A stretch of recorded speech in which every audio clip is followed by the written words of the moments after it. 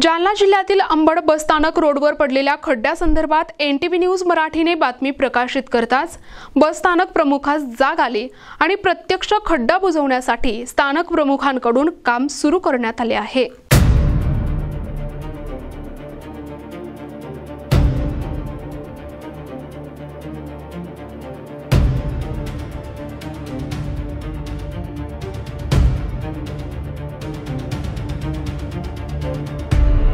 अंबड बस स्थानकात प्रवेशद्वारासमोरील रस्त्यावर गेल्या अनेक दिवसांपासून भला मोठा खड्डा पडला होता। यामध्ये बस स्थानकात ये-जा करणाऱ्या बसेस आणि मोटारसायकल आणि चारचाकी वाहनांना येता जाता त्रास सहन करावा लागत होता।